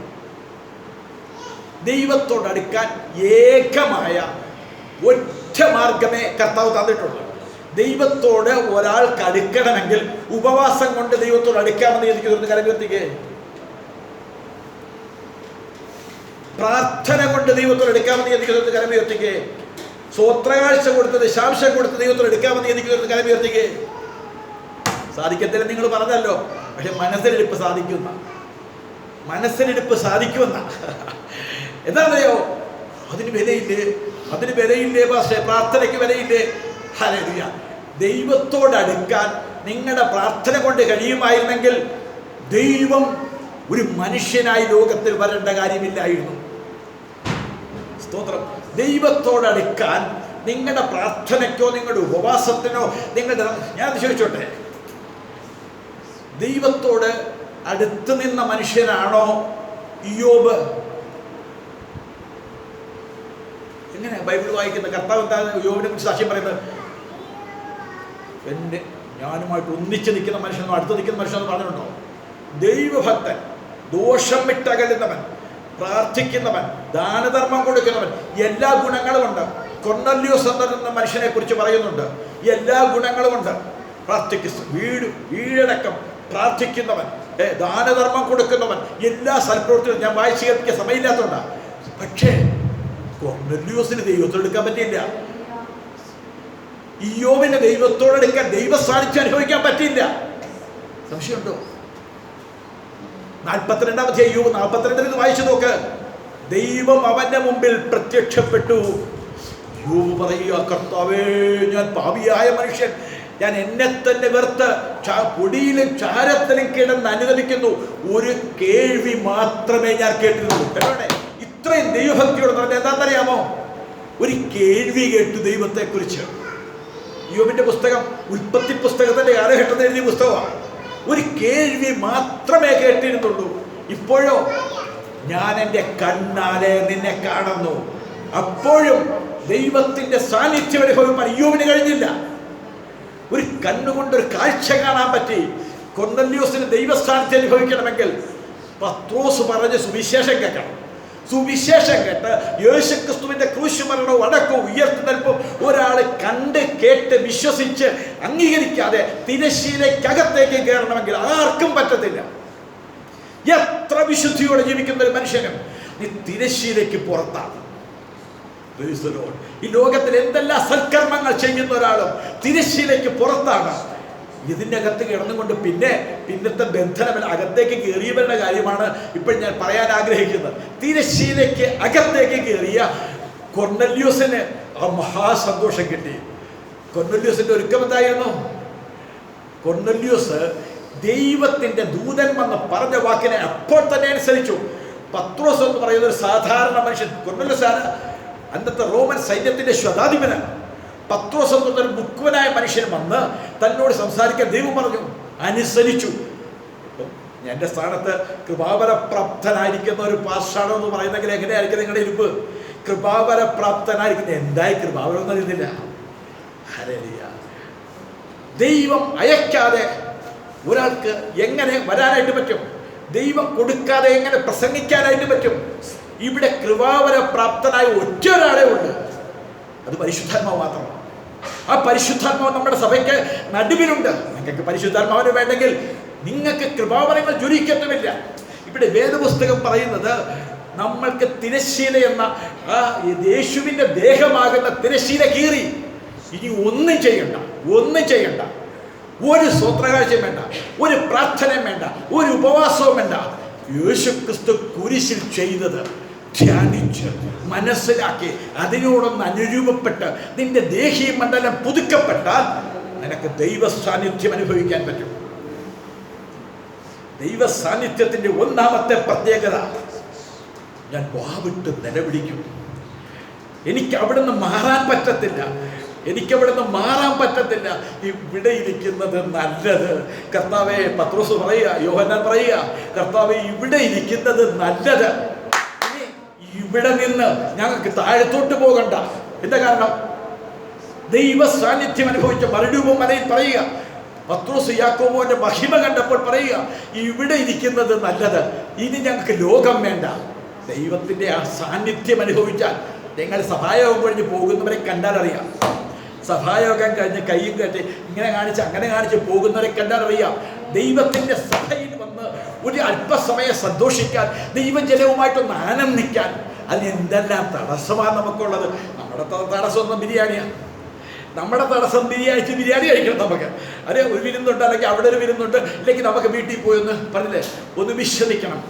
ദൈവത്തിൻ്റെ സഭ എന്താണെന്നോ ആ ശരീരത്തിൻ്റെ കൂട്ടായ്മയുടെ ബന്ധം എന്താണെന്നോ തിരിച്ചറിയാത്ത ജനം ബന്ധിക്കപ്പെട്ടവരാണ്. ബന്ധനത്തിൽ കിടക്കുന്നവനെ പറഞ്ഞില്ല, അവൻ്റെ മനസ്സാക്ഷിയുടെ സംതൃപ്തിക്ക് വേണ്ടിയിട്ട് ഞായറാഴ്ച ഒരു 2 മണിക്കൂറോ 3 മണിക്കൂറോ വന്ന് സഭായോഗം കൂടാൻ പറ്റും. അതിന് ജാതികൾക്കും പറ്റും. ഇതിനേക്കാൾ കൂടുതൽ സമയം ഒരു ചെലവഴിക്കും.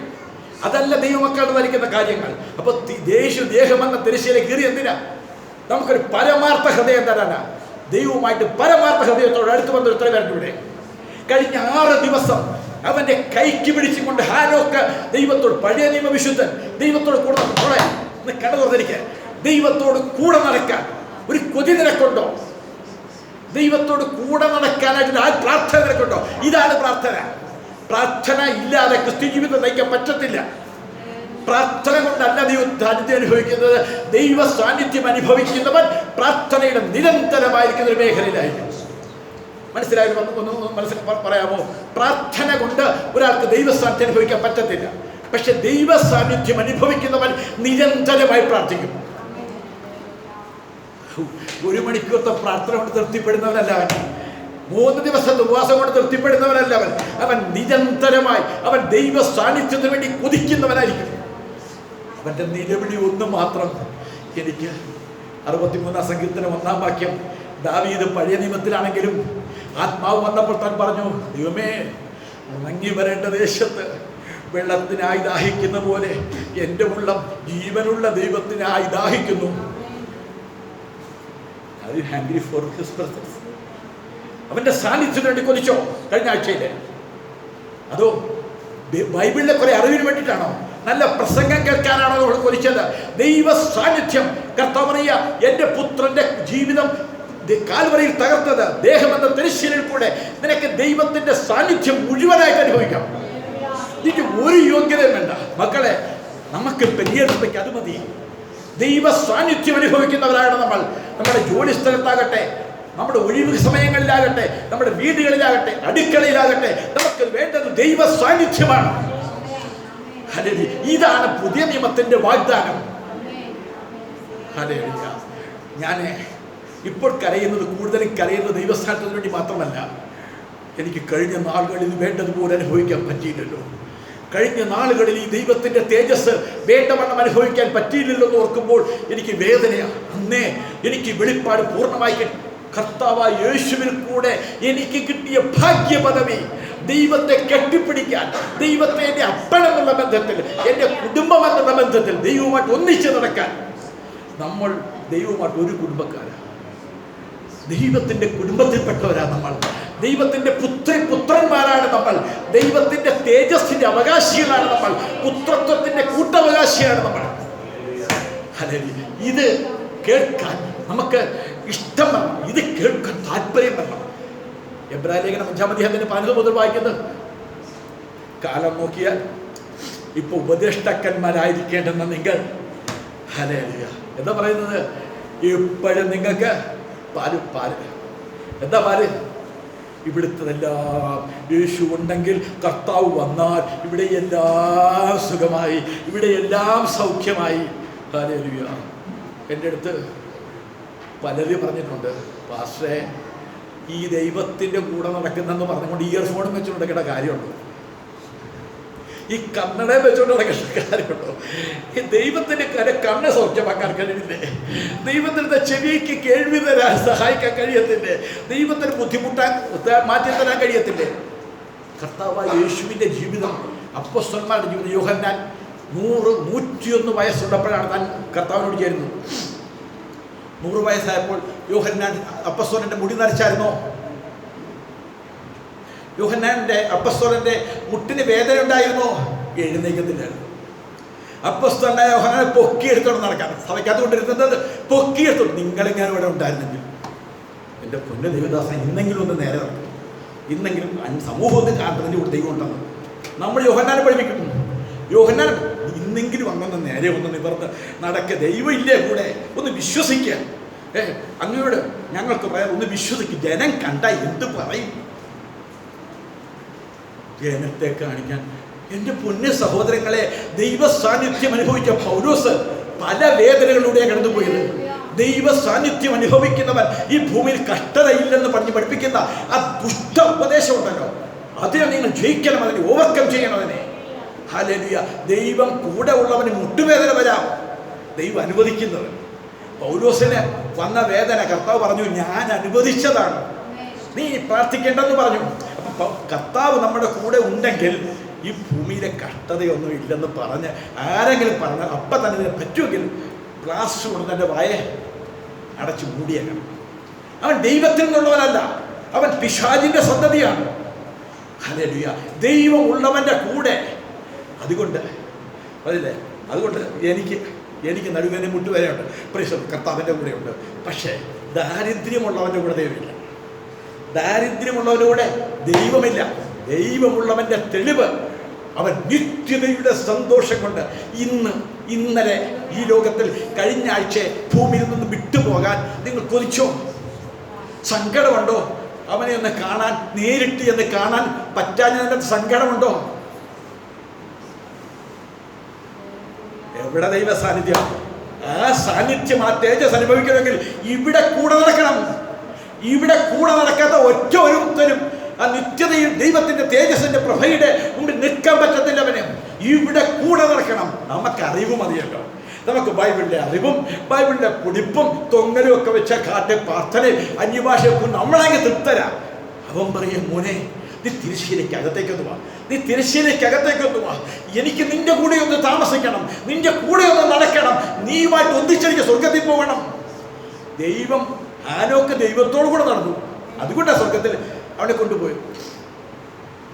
ഈ ഭാഗ്യ പദവി തള്ളിക്കളയുന്ന പെന്തക്കോസ്തുകാർ, ദൈവത്തോട് കൂടെ നടക്കാനുള്ള ഈ വിളി, മനസ്സിലാക്കാത്ത ഉപദേശിമാർ ഈ ഭൂമിയിലുള്ള 10 പച്ചപ്പിന് വേണ്ടിയിട്ട് പരക്കം പാഞ്ഞു നടക്കുന്ന ദൈവദാസന്മാരാകുന്ന ഞങ്ങൾ ഇത്രയും ദുഃഖമാണ് പരിശുദ്ധാത്മാവിനുണ്ടാകുന്നത്.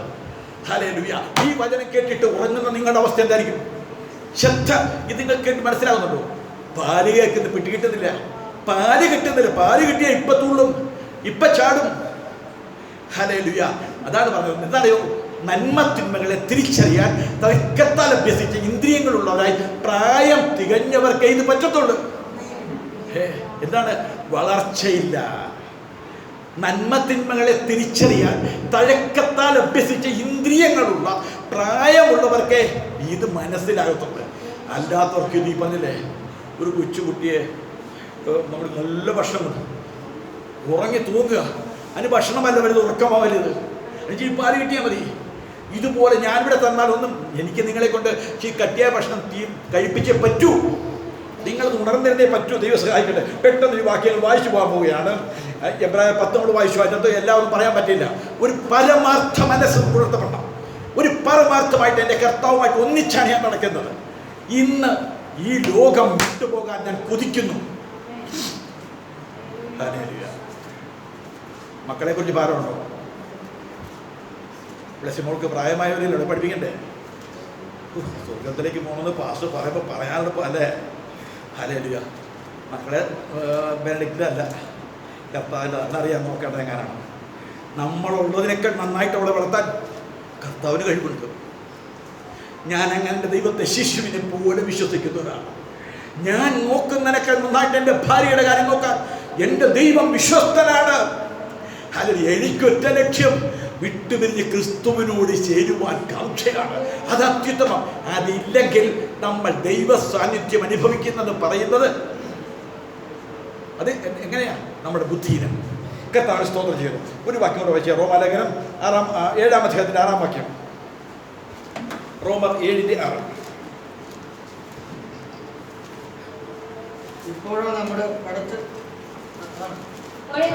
ഇപ്പോഴും നമ്മെ പിടിച്ചടക്കിയിരിക്കുന്ന ന്യായപ്രമാണം സംബന്ധിച്ച് മരിച്ചിരിക്കുകൊണ്ട് അക്ഷരത്തിന്റെ പഴക്കത്തിലല്ല ആത്മാവിന്റെ പുതുക്കത്തിൽ തന്നെ സേവിക്കേണ്ടതിന് നാം ന്യായപ്രമാണത്തിൽ നിന്ന് ഒഴിവുള്ളവരായിരുന്നു.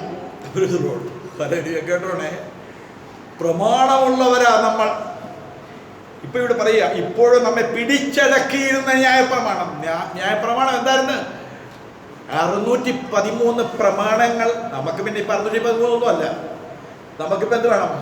കമ്മലും കൂടെ വരണം, മീശയും കൂടെ പഠിക്കണം, വെള്ളയും കൂടെ ധരിക്കണം. 613 പ്രമാണങ്ങളെ യഹൂദന്മാർക്കുണ്ടായിരുന്നു. നമുക്ക് പിന്നെ പരീക്ഷന്മാർക്ക് പ്രമാണം കൂടുതലായിരുന്നു. നമുക്ക് അതിനേക്കാൾ കൂടുതൽ പെന്തക്കോസ്തുകാർക്ക് പ്രമാണം. പക്ഷേ ഇതെല്ലാം എല്ലാം വെള്ളവുമാണ് ധരിക്കുന്നത്.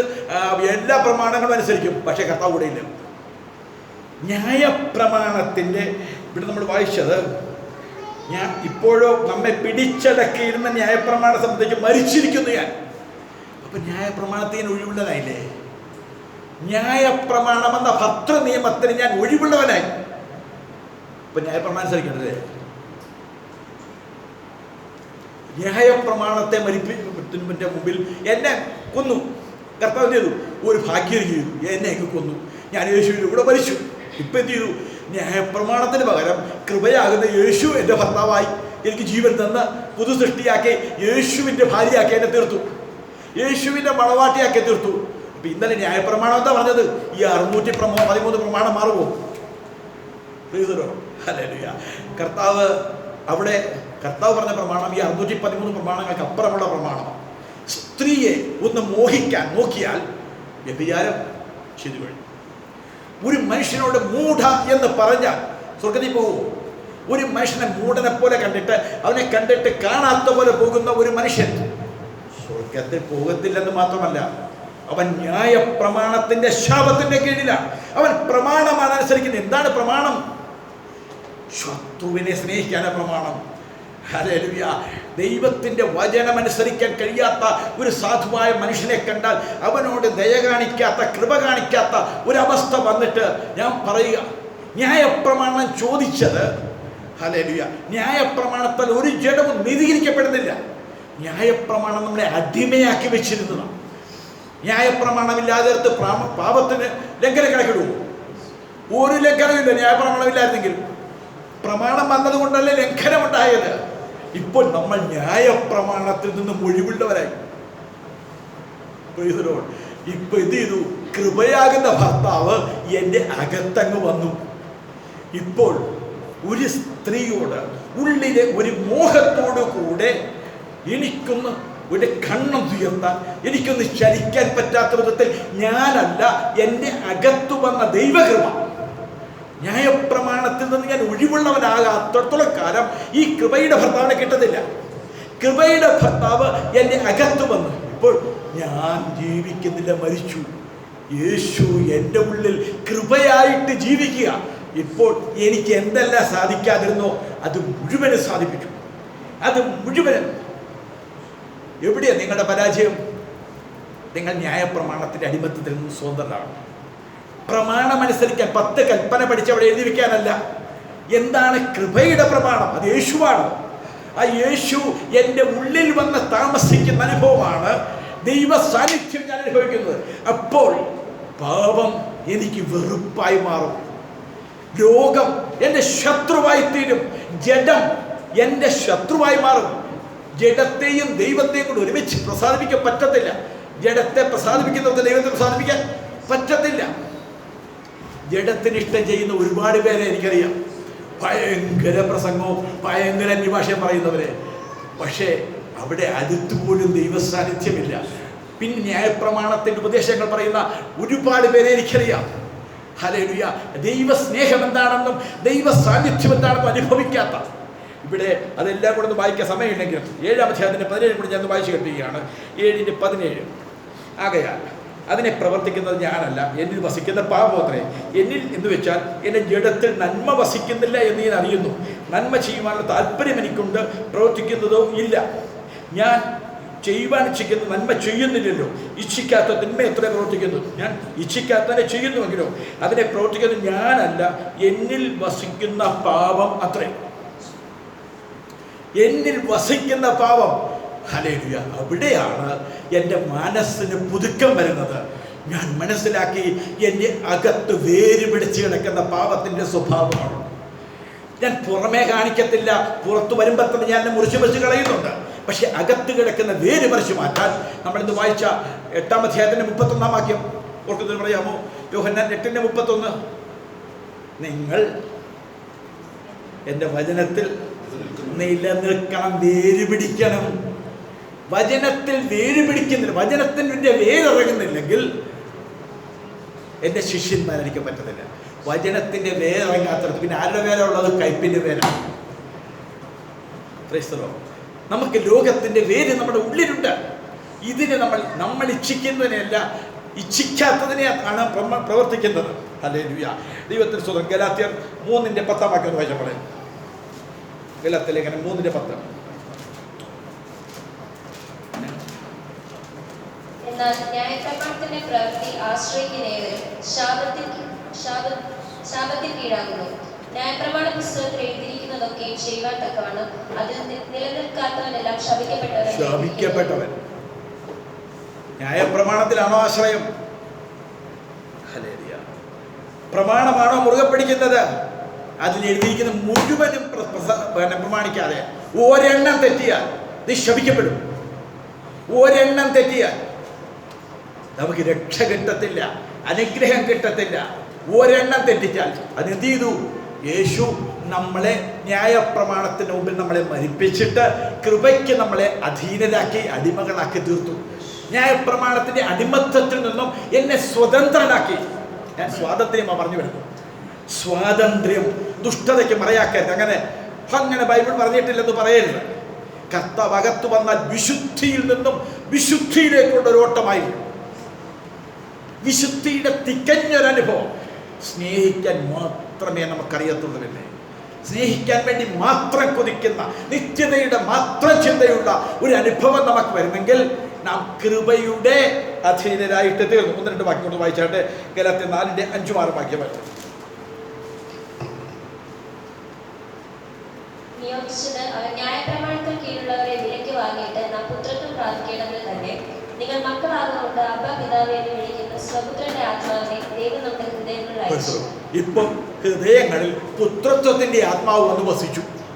പാപം വസിച്ചിരുന്ന എൻ്റെ ഹൃദയത്തിനകത്ത് പുത്രത്വത്തിൻ്റെ ആത്മാവ് വന്ന് വസിച്ചു. പുതിയ സൃഷ്ടി. ഇപ്പോൾ യേശുക്രിസ്തുവിന് പാപം ചെയ്യാൻ കഴിയുമോ? കർത്താവ് ഈ ലോകത്തിൽ വന്നിട്ട് എന്തെങ്കിലും ഒരു, നമ്മളിപ്പോൾ വായിച്ച യോഹന്നാൻ സുവിശേഷം 8-ാം അധ്യായത്തിൽ, നിങ്ങളിൽ ആര് എൻ്റെ പാപത്തെക്കുറിച്ച് ബോധം വരുത്തും? പക്ഷേ അവൻ ദൈവപുത്രൻ, ദൈവം മനുഷ്യനായി വന്നതാണ്.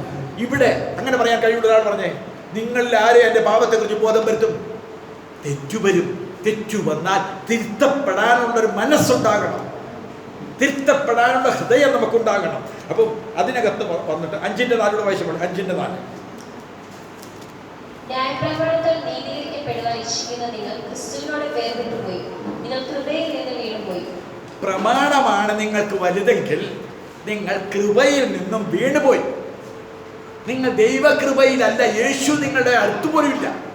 ന്യായപ്രമാണമാണ് നിങ്ങൾ അനുസരിക്കാൻ ബന്ധപ്പെടുന്നതെങ്കിൽ നിങ്ങൾ കൃപയിൽ നിന്നും വീണുപോയിരിക്കുന്നു. ഹല്ലേലൂയ. ഞാൻ 1-2 വാക്യം കൊടുത്ത് വായിച്ചിട്ട് നിർത്തട്ടെ. മത്തായി 16:24 വാക്യം വായിച്ചോളെ. മത്തായി 16:24. പിന്നെ യേശു ശിഷ്യന്മാരോട് പറഞ്ഞത്, ഒരുത്തൻ എന്റെ പിന്നാലെ വരുവാൻ ഇച്ഛിച്ചാൽ തന്നെത്താൻ ത്വജിച്ച് തന്റെ ക്രൂശ് എടുത്ത് എന്നെ അനുഗമിക്കട്ടെ. നമുക്ക് സുപരിചിത വാക്യത്തെ വാക്യം ഇവിടെ എപ്പോഴും പറയുന്ന ഒരു വാക്യമാണ്. എന്നാൽ ഞാൻ വായിപ്പിച്ചെന്നേ ഉള്ളൂ. എങ്ങനെയാണ്? കർത്താവിനെ പിൻപറ്റണമെങ്കിൽ, ദൈവ സാന്നിധ്യം അനുഭവിക്കണമെങ്കിൽ, നിങ്ങൾക്ക് കൊതിയുണ്ടെങ്കിൽ, നിങ്ങൾക്കൊരാഗ്രഹമുണ്ടെങ്കിൽ, എനിക്ക് ദൈവ സാന്നിധ്യം വേണമെന്ന ഒരാഗ്രഹമുണ്ടെങ്കിൽ, നിന്റെ സ്വയത്തെ പരിത്യജിച്ച് നിന്റെ ക്രൂശെടുത്ത് എൻ്റെ പിന്നാലെ വരണം. സ്വയം, എൻ്റെ ഇന്നു വരെയുള്ള അറിവുകൾ, ബൈബിളിൻ്റെ അറിവുകളായിരുന്നു പരീക്ഷന്മാരുടെ സ്വയം. അവരുടെ സ്വയം നീതി അവരുടെ ബൈബിളുകളുടെ അറിവും ഭക്തിയുമായിരുന്നു. അതിൽ നിന്നും അവർ പുറത്തു വരാത്തിടത്തോളം കാലം അവർക്ക് കാറ്റ് പോലെ, നിക്കോദെമോസിനോട് കർത്താവ് പറയുമ്പോൾ കാറ്റ് എവിടെ നിന്ന് വരുന്നെന്നും എങ്ങോട്ട് പോകുന്നെന്നും അറിയാത്തതുകൊണ്ട് ദൈവത്തിൽ ജനിച്ചവരെല്ലാം കാറ്റ് പോലെയാകുന്നു. കാറ്റ് പോലെ എന്ന് വെച്ചാൽ ആത്മാവിനാൽ നടത്തപ്പെടുന്നവരായി തീരണം. സ്വയത്തിൽ നിന്നും നമ്മൾ സ്വതന്ത്രരാകണം. സ്വയം എന്ന് പറയുന്നത് പിശാചിനാൽ ലോകത്തിലേക്ക് വന്നൊരു പ്രത്യേകമായ അവസ്ഥാവിശേഷമാണ്. ക്രിസ്തു കേന്ദ്രീകൃതമാകേണ്ടതിന് നമ്മൾ സെൽഫ് സെൻറ്റേഡായി മാറാൻ, എനിക്ക് പലതിനും കഴിവുണ്ട് എന്നോ ദൈവത്തോടു കൂടെ നടക്കാൻ നിന്നിലോ എന്നിലോ ലോകത്തിലെ ഒരു മനുഷ്യനിലോ ഒരു കഴിവുമില്ല. നിന്റെ സ്വയം കൊണ്ട്, നിന്റെ പരിശ്രമം കൊണ്ട്, നിന്റെ ധരിക്കുന്ന എന്തെങ്കിലും തൽപ്രവൃത്തികൾ കൊണ്ട് ദൈവത്തിൻ്റെ സാന്നിധ്യം അനുഭവിക്കാൻ പറ്റത്തില്ല. അപ്പോൾ സ്വയത്തിൽ നിന്നും നമ്മൾ സ്വതന്ത്രരാകണം. ഞാൻ പറഞ്ഞ വിഷയം സ്വാതന്ത്ര്യമാണ്. ഇപ്പം എത്രാമത്തെ കയറ്റായി? 1-ാം കാവലും കഴിഞ്ഞു, 2-ാം കാവലും കഴിഞ്ഞു. ഇപ്പോൾ 1-ാം കാവലിൽ ഇരുന്ന് ഉറങ്ങിയെന്ന് വെച്ചോ. നിങ്ങൾ ഇരുന്ന് ഉറങ്ങി. നിങ്ങളിപ്പോൾ 1-ാം കാവലിൻ്റെ അകത്ത് തന്നെയാണ്. എന്താണ്? നിങ്ങൾ ന്യായപ്രമാണത്തിൻ്റെ അകത്താണ്. സ്വാതന്ത്ര്യമില്ല. നിങ്ങൾ സ്വയത്തിൽ നിന്ന് വിമോചിതരായോ? ഹല്ലേലൂയ. സ്വയം നമ്മുടെ അറിവാണ്. നമ്മുടെ പഠിച്ചു വന്ന അറിവുകൾ, നമ്മുടെ സമൂഹം തന്ന അറിവുകൾ, നമ്മുടെ മതം തന്ന അറിവുകൾ, ലോകത്തിൻ്റെ പരിജ്ഞാനം തന്ന അറിവുകൾ, ഇതെല്ലാം നമ്മൾ എന്ത് ചെയ്യണം? ഇതിൽ നിന്നും നമ്മൾ സ്വതന്ത്രരാകണം. ഇല്ലെങ്കിൽ ആ ബന്ധനത്തിൽ കിടന്നാൽ ദൈവസ്ഥാനത്ത് നമുക്ക് അനുഭവിക്കാൻ പറ്റത്തില്ല. ലൂക്കോസ് 16:13-14.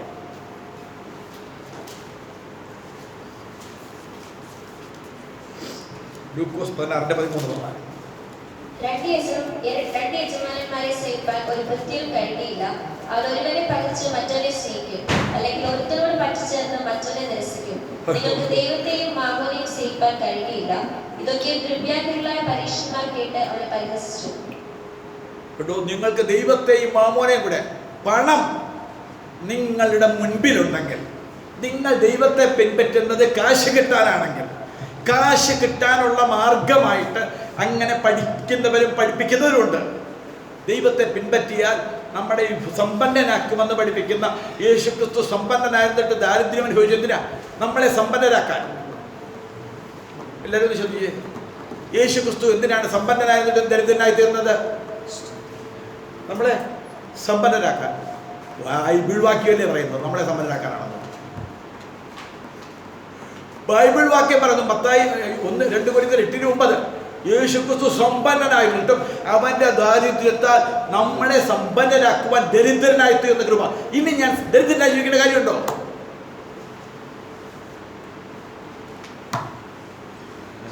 എവിടെയൊക്കെയോ ഇങ്ങനെ പറഞ്ഞല്ലേ, സമ്പത്തിനോടുള്ള നമ്മുടെ ഭ്രമം കൊണ്ട് അങ്ങനെ തോന്നുന്നത്.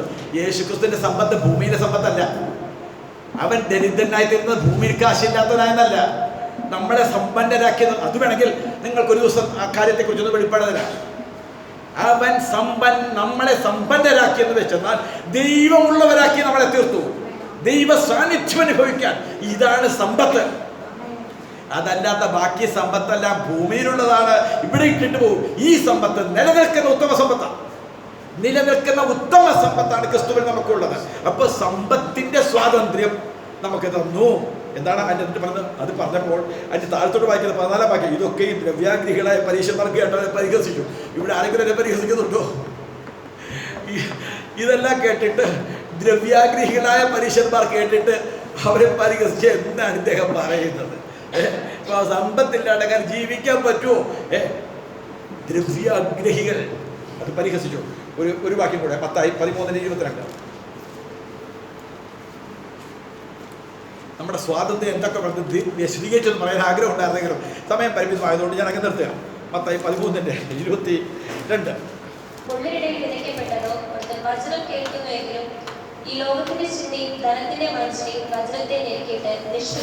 ഈ ലോകത്തിന്റെ ചിന്ത, ഈ ലോകം ഇവിടുത്തതിന് വേണ്ടിയിട്ട് കൊതിക്കുന്ന ചിന്തയുള്ള ഒരാള് ദൈവവചനം കേൾക്കുന്നത് വിചാരിച്ചോ. ഇപ്പൊ ഇവിടെ ഇരിക്കുന്ന ഒരു വ്യക്തി ലോകത്തിന്റെ ചിന്തയുള്ള വ്യക്തിയാണെങ്കിൽ ഈ വചനം അവർക്ക് കേൾക്കാൻ പറ്റത്തില്ല. അകത്ത് മുള്ളു വളർന്നു നിൽപ്പുണ്ട്. മുള്ള് ഈ വചനത്തെ ഞെരുക്കിക്കളയും. ഈ ലോകത്തിന്റെ ചിന്ത, ധനത്തിന്റെ വഞ്ചനയും ദൈവത്തിന് എന്നെക്കൊണ്ട് ഒരു പ്രയോജനം ഉണ്ടാകത്തില്ല. ആ ഭൂമി വെറും ഭൂമിയായിപ്പോയി, പാഴാക്കപ്പെട്ട സ്ഥലം. ആ സ്ഥലത്ത് വേറെ വല്ലതും നട്ടിരുന്നെങ്കിൽ അതിന്, കാരണം നമ്മുടെ അകത്ത് വീണത് മറ്റേ നല്ല നിലത്ത് വീണ അതേ വിത്ത് തന്നെയാണ്. ലോകത്തിന്റെ ചിന്തയുള്ള ഒരാൾക്ക് ദൈവത്തിന് വേണ്ടി അവന് പ്രയോജനപ്പെടാൻ പറ്റത്തില്ലെന്ന് മാത്രമല്ല, ദൈവരാജ്യത്തിന് അവൻ എതിരായിരിക്കും. ഈ ലോകത്തിന്റെ ചിന്തയും ധനത്തിന്റെ വഞ്ചനയും. കേട്ടത് ബൈബിൾ പ്രസംഗം, പഠിപ്പിച്ചത് പച്ചക്കുട്ടി പാസ്. പക്ഷെ ഇപ്പോഴത്തെ ചിന്ത എന്താ? മുള്ളിന്റെ ഇടയിലാണ്. ഹല്ലേലൂയ. 1 യോഹന്നാൻ 2-ാം അധ്യായത്തിൽ നമ്മൾ വായിക്കുന്നുണ്ട്, ലോകസ്നേഹം ദൈവത്തോട് ശത്രുത്വമാണ്. ലോകത്തെ സ്നേഹിക്കുന്നവർ ദൈവത്തെ സ്നേഹിക്കാൻ പറ്റത്തില്ല. അതുകൊണ്ട് ജഡമോഹം, കൺമോഹം, ജീവനത്തിന്റെ പ്രതാപം, ഇവ എല്ലാം ലോകത്തിൽ നിന്നുള്ളതാണ്. ഇത്രയും സ്വാതന്ത്ര്യം കിട്ടിയാലേ നിങ്ങൾക്ക് ദൈവ സാന്നിധ്യം അനുഭവിക്കാൻ പറ്റും. ഞാൻ എത്ര തൊണ്ടപൊട്ടി പ്രസംഗിച്ചാലും നിങ്ങൾക്കിതിനു വേണ്ടി ഒരു ദാഹം, ഇന്ന് കേട്ട വചനം ഇവിടെ യൂട്യൂബിൽ ഞാൻ മിക്കവാറും ഇട്ടെന്നാൽ നിങ്ങളത് കേട്ടിട്ട് ഈ ലോകത്തിന്റെ ചിന്ത, ജഡത്തിന് എങ്ങനെ, ജഡത്തിന്റെ കാര്യം ഞാൻ പറഞ്ഞില്ല. ലോകം, ജഡം, പിശാച്, നമ്മുടെ 3 ശത്രുക്കളാണ്.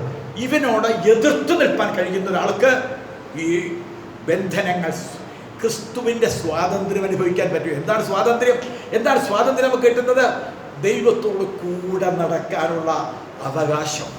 ഇവിടെ സ്വർഗത്തിൽ ചെല്ലുമ്പോഴല്ല, ഇവിടെ നിങ്ങളുടെ ഭർത്താവുമായിട്ട്, നിങ്ങളുടെ ഭാര്യയുമായിട്ട് ഒന്നിച്ച് നടക്കുന്നില്ല. ഏറ്റവും കൂടുതൽ നിങ്ങൾ അടുത്ത് നിൽക്കുന്ന ഭാര്യയുമായിട്ടല്ലേ?